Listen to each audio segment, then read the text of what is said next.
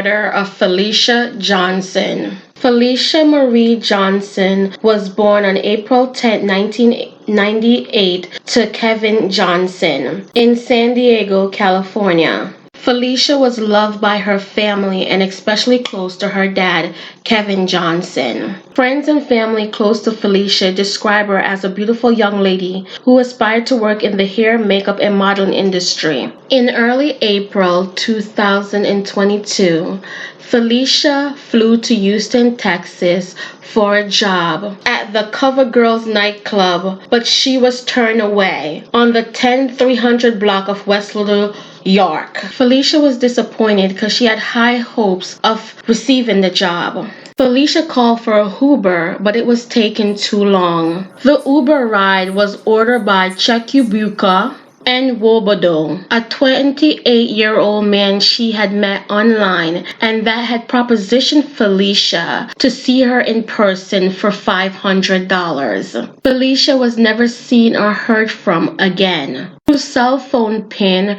her last known location was the Intercontinental Hotel in the Medical Center, Houston, Texas. Felicia had placed an ad online, and that's how Enobodo was able to contact her. Enobodo ordered the Uber to his old address, which was on Windchase Road. Then he picked her up and took her to his apartment on South Richmond, according to the police investigation. On April 16th, Enobodo is seen on surveillance footage with a bandage wrapped on his right hand while at Walmart, where he bought trash bags, a flashlight, and towel. He also purchased a mechanical saw from Walmart and Home Depot. An hour later, his car is seen on surveillance video leaving the complex, and at 5:12 a.m., Johnson's phone connected to a cell tower near Bear Creek Park, where her phone would later be found by a family member. In the next 2 days,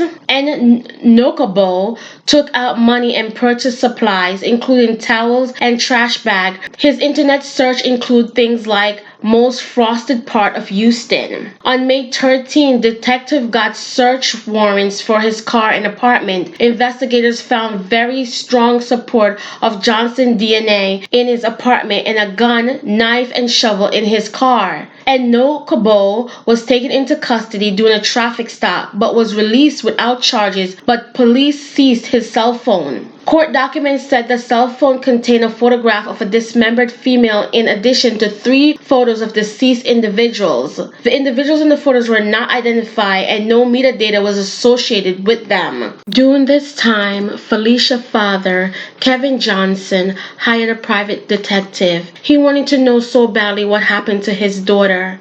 He was frustrated. His blood pressure had risen. He was suffering from sleep apnea and depression. He wanted to know so badly what had happened to his daughter. At the time of Felicia's disappearance, she was the 5th young black girl that disappeared in the sex industry, 4 of which had already turned up dead. Kevin Johnson was hoping and praying that that would not be the same fate for his daughter. While talking to a reporter, he spoke as if he was speaking to his daughter directly. "We'll leave no doors unlocked," Mr. Johnson spoke to his daughter and said, "or unopened until we find where you are. It's a tragedy that you have been caught up in this net of whatever they have going on out here, but we're working very, very hard to get you back, and I love you. Everybody in the family loves you, and I just want you to know, stay strong, and we're coming for you." Mr. Johnson also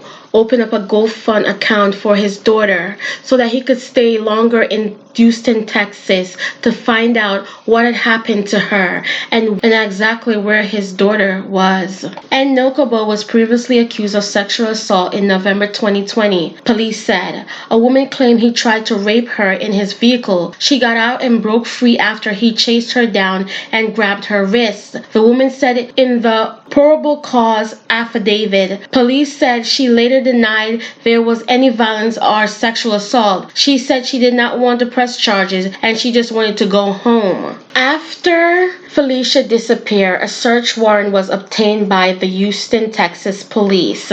During that search at En Nabu apartment on Richmond Avenue, police found apparent bloodstain throughout the residence. This includes the hallway floor just outside the bathroom and throughout the bedroom. Testing done later on through DNA analysis found the blood to belong to Felicia. During his first interrogation on May 13, 2022, En Nabu was later let go by police and told to stay put. They went back on May 13, 2022 to arrest him for the murder of Felicia. However, he had disappeared and have not been seen since then. Felicia's father and the community at large were so upset with the authorities in Houston that they would have let this man go in the first place, knowing that he was so connected to Felicia's disappearance and the previous history that he had of attacking other women sexually. While En Nabu's phone was in police custody,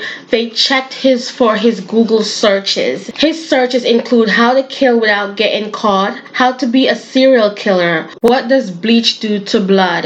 It was apparent that En Nabu had some very deviated and evil thoughts. On February 7, 2023 of this year, TX workers discovered human remains at the Sam Houston National Forest near Flamingo Lake and Highway 149. Montgomery County Sheriff deputies said it was later determined that the remains were in fact those of Felicia Johnson. Further dental record analysis confirmed that to be true. From his home in San Diego, Johnson's father, Kevin Johnson, said the reason why his daughter's body has been found is so that she can return to get justice for herself. This is just the first piece of the puzzle that is going to allow law enforcement to do their job and bring these guys to justice. And boy, we pray and hope that they do and that this man is brought to justice for what he did to this young lady. Although Kevin Johnson did not want to bring back his daughter Felicia underneath these conditions, he admitted that he received more closures than a lot of other families do. Our thoughts and our prayers go out to Kevin Johnson and the rest of Felicia Johnson family. May her soul rest in peace now that her remains has been brought back home. We also hope that her killer will be brought to justice sooner than later. Until next time on the Meaningful Talk Crime Doc, don't forget to like, share, and subscribe, and I'll catch up with you guys later in the comment section.